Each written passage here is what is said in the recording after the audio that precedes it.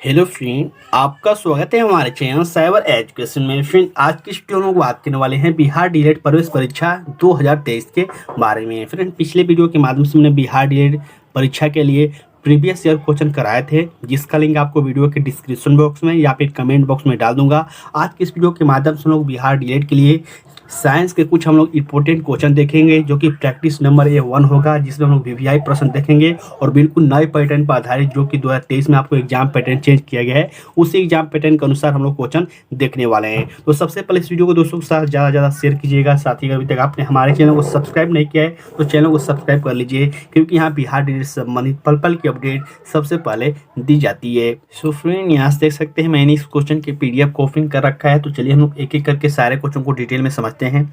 इससे पहले आपसे रिक्वेस्ट है कि इस वीडियो को शुरू से लेकर लास्ट तक देखें, और वीडियो समाप्त हो जाने के बाद कमेंट बॉक्स में आप अपना स्कोर जरूर शेयर कीजिएगा कि आखिरकार आपने कितने क्वेश्चन का राइट आंसर दिया हुआ है। पहला क्वेश्चन यहाँ आप देख सकते हैं मेंशन किया गया है, प्रदूषण में SPM शब्द का पूर्ण रूप क्या होता है। तो देखिए, आपके एग्जाम बिहार डीएलएड में आपको फुल फॉर्म भी पूछा जा सकता है। जैसे कि यहाँ पे प्रदूषण में पूछा गया है कि SPM का फुल फॉर्म क्या होता है, तो कंप्यूटर से रिलेटेड या फिर किसी भी संस्था से रिलेटेड आपको फुल फॉर्म पूछा जा सकता है। तो बिल्कुल आप फुल फॉर्म को अच्छे से पढ़ लीजिएगा, ठीक है। जैसे कि यहाँ पूछा गया है प्रदूषण में SPM का पूर्ण रूप क्या होता है, तो इसका जो पूर्ण रूप होता है ये होता है सस्पेंडेड पार्टिकुलर मैटर, ठीक है, जो कि यहाँ से बी ऑप्शन बिल्कुल राइट आंसर हो जाएंगे। चलिए हम लोग अगले क्वेश्चन की ओर बढ़ते हैं। नेक्स्ट क्वेश्चन यहाँ पर देखिए मेंशन किया गया है, जब किसी पेड़ की शाखा को हिलाया जाता है तो पके हुए फल शाखा से अलग होकर गिर जाते हैं, यह किसका उदाहरण है। बहुत ही सिंपल क्वेश्चन है, बहुत सारे अलग अलग एग्जामों में इस क्वेश्चन को पूछा भी जा चुका है। तो इसका जो राइट आंसर क्या होगा, इसे हम लोग जड़त्व का नियम कहते हैं। अब यहाँ पे देख पाएंगे कि जड़त्व का नियम ऑप्शन में दिया नहीं गया है, तो आपको याद होगा या फिर आपने कहीं ना कहीं जरूर पढ़ा होगा कि जड़त्व का नियम को हम लोग न्यूटन के प्रथम नियम के नाम से भी जानते हैं। यानी कि यहाँ से ए ऑप्शन बिल्कुल राइट आंसर हो जाएगा, ठीक है। और कभी कभी आपको जड़त्व का नियम भी ऑप्शन में दिया जा सकता है, तो जड़त्व का नियम या फिर न्यूटन के गति के प्रथम नियम दोनों समान हैं, दोनों को एक ही नाम से जाना जाता है। तो बिल्कुल आप इस बात को याद रखिएगा, ठीक है।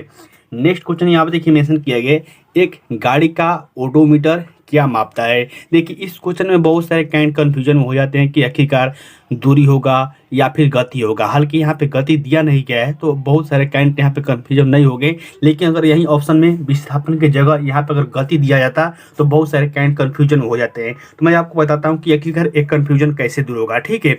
जैसे कि पूछा गाड़ी का ओडोमीटर क्या मापता है, तो देखिए ओडोमीटर जो है दूरी मापता है, ठीक है। अगर यही क्वेश्चन में पूछा जाता कि एक गाड़ी का स्पीडोमीटर क्या मापता है, तो वो आपको गति मापता है, ठीक है। तो इन दोनों को आप याद रखिएगा, डिफरेंस थोड़ा बहुत है, लेकिन बहुत सारे कैंट यहाँ पे गलत कर बैठते हैं। तो जब भी आपको स्पीडोमीटर पूछा जाएगा तो उस समय आपको गति पर क्लिक करना होगा, और जब आपको ओडोमीटर पूछा जाएगा उस समय आपको दूरी पर क्लिक कर देना होगा, ठीक है। तो इन दोनों डिफरेंट को याद रखिएगा। साथ ही में बता दूं, बहुत सारे ऐसे कैंट हैं जिनके मन में डाउट होगा कि सर आखिरकार आप किस बुक से पढ़ा रहे हैं या फिर हमारे लिए कौन सा बेस्ट बुक है। तो आप इस बुक को बाई कर सकते हैं। जो हम लोग बात करने वाले हैं बिहार डीएलएड प्रवेश परीक्षा 2023 के बेस्ट बुक के बारे में, जो कि चस्सू प्रकाशन के द्वारा पब्लिश की गई है। और इस बार जो 2023 में बिहार डीएलएड के लिए एग्जाम पैटर्न चेंज किया गया है, उस एग्जाम पैटर्न के अनुसार इस बुक को तैयार किया गया है। जैसा कि आपको मालूम हुआ, पहले 150 क्वेश्चन आते थे, लेकिन इस बार 2023 में 120 क्वेश्चन ही रहेंगे। तो इसी एग्जाम पैटर्न के अनुसार इस बुक को तैयार किया गया। और यहाँ पर देख सकते हैं संपूर्ण गाइड बुक है, जिसमें आपको जितने भी सब्जेक्ट हैं सारे सब्जेक्ट को कवर किया गया है। साथ ही 2 वर्ष का प्रीवियस ईयर क्वेश्चन देखने को मिल जाएगा, प्लस में आपको 3000 ऑब्जेक्टिव क्वेश्चन देखने को मिल जाएंगे। बहुत ही अच्छी बुक है, मैंने खुद इस बुक को रीड किया हुआ है। यहाँ पर देख सकते हैं बिल्कुल पाठ्यक्रम यानी कि सिलेबस के अनुसार इस बुक को तैयार किया गया है। तो बहुत ही अच्छी बुक है, इस बुक को जरूर बाय कीजिए। वीडियो के डिस्क्रिप्शन बॉक्स में आपको लिंक देखने को मिल जाएगी। नेक्स्ट क्वेश्चन यहाँ पे देखिए मेंशन किया गया, सबसे प्रचुर मात्रा में कोशिकीय सूक्ष्म जीव है। आपको बताना है कि सबसे जो प्रचुर मात्रा में कोशिकीय सूक्ष्म जीव है वो कौन सा है। बैक्टीरिया है, अमीबा है, वायरस है या फिर पैरामैग्नीशियम है, ठीक है। तो इसका राइट आंसर हो जाएगा, ये हो जाएगा बैक्टीरिया, क्योंकि जो सबसे प्रचुर मात्रा में कोशिकीय सूक्ष्म जीव में पाया जाता है वो बैक्टीरिया है, जो कि यहाँ से ए ऑप्शन बिल्कुल राइट आंसर हो जाएंगे। नेक्स्ट क्वेश्चन देखिए मेंशन किया गया है, निम्नलिखित में से किसे एक मृत यांत्रिक ऊतक माना जाता है। ये जो क्वेश्चन है पिछली बार जो रेलवे ग्रुप डी का एग्जाम हुआ था 2018 में, ऐसे बहुत सारे क्वेश्चन पूछे गए थे उत्तक से संबंधित। कौन सा मुलायम उत्तक है, कौन सा कठोर उत्तक है। जैसे कि यहाँ पे पूछा गया है कि कौन सा एक उत्तक है जो कि यांत्रिक उत्तक है जो कि मृत माना जाता है। तो इसका जो राइट आंसर हो जाएगा ये हो जाएगा अस्क्लेरे काइमा। अगर मुलायम की बात किया जाता तो वो क्लोरे काइमा हो जाता, लेकिन जब आपको मृत या फिर कठोर पूछा जाएगा, यहाँ पर देखिए मृत पूछा गया, लेकिन अगर कठोर भी पूछा जाता तभी आपको डी ही ऑप्शन होता अस्क्लेरे काइमा। ठीक है, तो बिल्कुल आप इस बात को याद रखिएगा। नेक्स्ट क्वेश्चन देखिए मेंशन किया गया है, इनमें से कौन सी बीमारी कोरोना वायरस के संबंधित है। यानी कौन सी बीमारी है जो कि कोरोना वायरस से संबंधित है। तो मैंने आपको बताया था एक ट्रिक कि जब भी आप किसी भी एग्जाम को दे रहे हैं, अगर माइनस मार्किंग नहीं है, अगर ऑप्शन में ऐसे आ जाए या फिर आपको इनमें से सभी आ जाए, तो फिर आपको कैसे हल करना होता है। तो आपको मैंने बताया था कि सभी वाले पर क्लिक कर देना है अगर आपको आंसर याद नहीं है तो। ठीक है, जैसे कि पूछा गया कौन सा कोरोना वायरस से संबंधित नहीं है, तो यहाँ पे ए में देखिए मेंशन किया गया MERS, बी में देखिए मेंशन किया गया SARS, और जो इसका राइट आंसर होगा ये दोनों हो जाएगा ए और बी दोनों। ठीक है, तो आप यहाँ पे तुक्का लगा सकते हैं अगर माइनस मार्किंग नहीं है तो। और आपके एग्जाम बिहार डीएलएड में माइनस मार्किंग नहीं है, हालांकि एग्जाम से पहले मैं एक वीडियो जरूर अपलोड करूंगा कि आखिरकार आपको तुक्का कैसे लगाना है एग्जाम में। ठीक है, नेक्स्ट क्वेश्चन देखिए मेंशन किया गया है, जब प्रदूषण के द्वारा मानव के कौन सा अंग सर्वाधिक प्रभावित होता है। यानी कि जो जल प्रदूषण होता है, सॉरी जब प्रदूषण होता है तो मानव का कौन सा अंग सबसे अधिक प्रभावित होता है, तो होता है यकृत। ठीक है, जो कि यहाँ से डी ऑप्शन बिल्कुल राइट आंसर हो जाएंगे। और यहाँ पे प्रभावित से संबंधित बहुत सारे क्वेश्चन पूछे जाते हैं, जैसे कि इस रोग में कौन सा अंग प्रभावित होता है। तो ऐसे करके बहुत सारे क्वेश्चन आते हैं, तो आप प्रभावित अंग को बहुत अच्छे से पढ़ लीजिएगा। नेक्स्ट क्वेश्चन देखिए मेंशन किया गया है, विद्युत धारा में प्रवाहित धारा का मान मापने के लिए प्रयुक्त औंध कौन सा है। अब बहुत सारे कैंड जो है यहाँ पे गैल्वेनोमीटर और एमीटर में कंफ्यूजन में हो जाते हैं। क्वेश्चन सिंपल सा है, लेकिन ये जो क्वेश्चन है थोड़ा सा कंफ्यूजन करने वाला इसलिए है क्योंकि जो ऑप्शन दे दिया गया है गैल्वेनोमीटर और एमीटर है। ठीक है, देखिए मैं आपको बताता हूँ कि आखिरकार इसको हल कैसे करना होगा। जब भी आपको क्वेश्चन में पूछा जाएगा कि प्रवाहित धारा का मान मापने के लिए प्रयुक्त यंत्र कौन सा होगा, उस समय एमीटर पर क्लिक कर देना होगा, जैसे कि इस क्वेश्चन में पूछा गया है। ठीक है, अब आपके मन में डाउट होगा कि सर गैल्वेनोमीटर हम लोग कब क्लिक करेंगे। तो देखिए गैल्वेनोमीटर तब आपको क्लिक करना होगा जब आपसे पूछा जाएगा कि किसी भी परिपथ में उपस्थित धारा की मान मापना हो या फिर उपस्थिति ज्ञात करना हो, उस समय आपको गैल्वेनोमीटर को क्लिक करना होगा। मैं फिर से रिपीट करता हूं, जैसे कि यहाँ पे क्वेश्चन मेंशन किया है किसी परिपथ में विद्युत धारा का मान मापने के लिए किसका उपयोग करते हैं, तो एमीटर का उपयोग करते हैं। लेकिन यही क्वेश्चन पूछा जाता है कि किसी परिपथ में धारा की उपस्थिति किसके माध्यम से मापा जाता है, उसमें आपको गैल्वेनोमीटर पर क्लिक करना होता है। ठीक है, तो बिल्कुल आप इन दोनों को अंतर याद रखिएगा। वोल्टमीटर से क्या मापा जाता है, तो वोल्टमीटर से आपको वोल्ट मापा जाता है। यहाँ पे देखिए मेंशन किया गया है, वह प्रक्रिया जिसके द्वारा पुरानी प्रजाति से नई प्रजाति विकसित होती है उसे क्या कहते हैं या फिर वो कौन सी है। जैसे कि ऑप्शन देख सकते हैं, विकास,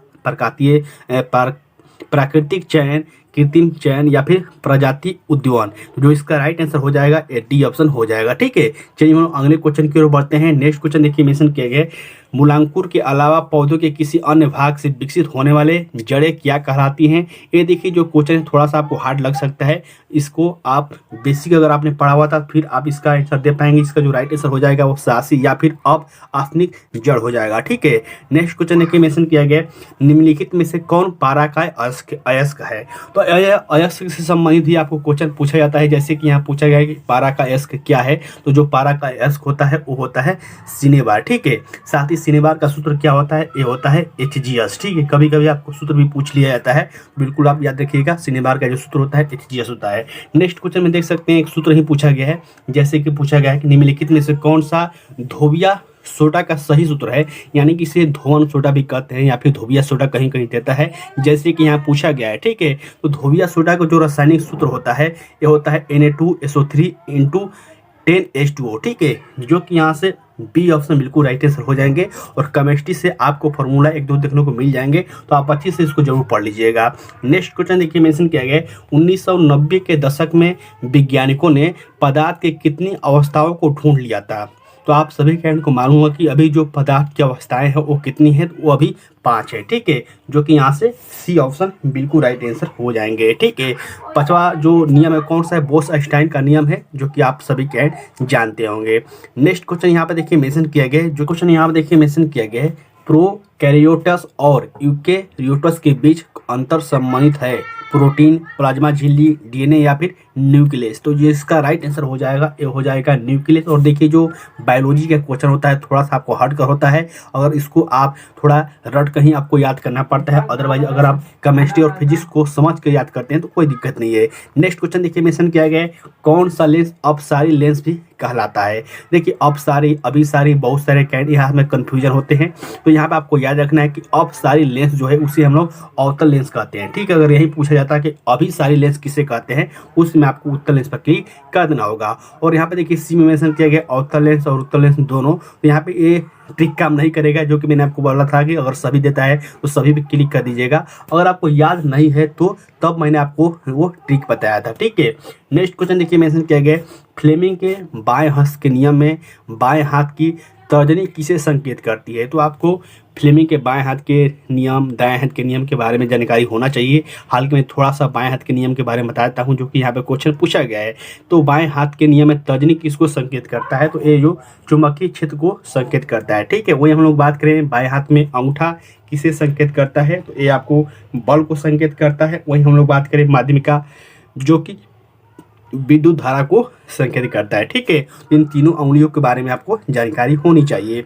नेक्स्ट क्वेश्चन देखिए मेंशन किया गया है, निम्नलिखित में से कौन सा एकल संयोजी रेडिकल है, जो कि आपको बताना है। ऑप्शन देख सकते हैं, क्लोराइड, नाइट्रेट, हाइड्रोक्साइड या फिर इनमें से सभी। अब देखिए फिर से यहाँ पे इनमें से सभी है, तो ऐसा नहीं है तो आपको हर बार यहीं क्लिक करना होगा। लेकिन अगर आपको याद नहीं है, यानी कि अगर आपको क्वेश्चन का आंसर याद नहीं है, तो फिर आप यहाँ पे डी पर क्लिक कर सकते हैं। लेकिन जो इसका राइट आंसर होगा ये होगा आपको बी ऑप्शन, जो कि हो जाएगा हाइड्रो ऑक्साइड। ठीक है, यहाँ से बी ऑप्शन बिल्कुल राइट आंसर हो जाएगा। चलिए मैं आपको हाईलाइट करके यहाँ से दिखा देता हूँ। देखिए अगर आपको क्वेश्चन का आंसर याद नहीं है तो फिर आप यहाँ पे डी पर क्लिक कर सकते हैं, अदरवाइज आपको यहाँ पे इनमें से सभी पर क्लिक कभी नहीं करना चाहिए। अगर आपको याद है तो आप वही आंसर कीजिएगा। ठीक है, नेक्स्ट क्वेश्चन देखिए मेंशन किया गया है, मत्स्य पालन के अंतर्गत वह शाखा जिसमें खुले समुद्र या फिर समुद्र के जल से भरे स्थानों पर समुद्री जीवों का उत्पादन खाद्य एवं अन्य आवश्यकताओं हेतु किया जाता है, वह क्या कहलाता है। अब देखिए क्वेश्चन को इतना लंबा कर दिया गया है, बढ़ा चढ़ा कर लिख दिया गया है, जो कि कन्फ्यूजन में हो सकता है। जो इसका राइट आंसर हो जाएगा ये हो जाएगा मेरिकल्चर। लेकिन अगर यही सिंपल में पूछा जाता है कि जो मत्स्य पालन है उसका किसमें अध्ययन किया जाता है, तो उसका जो राइट आंसर हो जाता ये हो जाता इक्थियोलॉजी। लेकिन यहाँ पर मत्स्य पालन का अध्ययन नहीं पूछा गया है, यहाँ पूछा गया है कि मत्स्य पालन के अंतर्गत जिसमें खुले समुद्र या फिर समुद्र के तल से जल भरे सामुद्रिक जीवों का उत्पादन, इसलिए जो इसका राइट आंसर हो जाएगा वो मेरिकल्चर हो जाएगा। अगर लेकिन यही क्वेश्चन पूछा जाता है कि मत्स्य पालन का अध्ययन किस में किया जाता है, तो उसमें आपको इक्थियोलॉजी हो जाता है। ठीक है, तो इन दोनों अंतर को याद रखिएगा। तो फिर आज के इस वीडियो के माध्यम से मैंने बिहार डीएलएड के लिए जो साइंस के इंपॉर्टेंट क्वेश्चन थे मैंने आपको सारे करा दिए। तो आप हमारे चैनल के माध्यम से ऐसे ही जुड़े रहिए, और सबसे पहले आप वीडियो के नीचे कमेंट करके आप अपना स्कोर शेयर करें कि आपने कितने क्वेश्चन का राइट आंसर दिया हुआ है। साथ ही आप हमारे चैनल के माध्यम से जुड़े रहिए, आपको बिहार डीएलएड से संबंधित संपूर्ण तैयारी बिल्कुल फ्री में करवाई जाएगी, और पल पल की अपडेट बिहार डीएलएड संबंधित भी आपको यहाँ पर जानकारी मिलती रहेगी। ठीक है, तो चलिए हम लोग मिलते हैं किसी नेक्स्ट वीडियो में नेक्स्ट अपडेट के साथ। बिल्कुल तैयारी में बने रहिए, आपका एग्जाम बहुत ही जल्द होना है, इसलिए बिल्कुल आपको तैयारी नहीं छोड़ना है। ठीक है, तब तक के लिए बाय फ्रेंड, जय हिंद।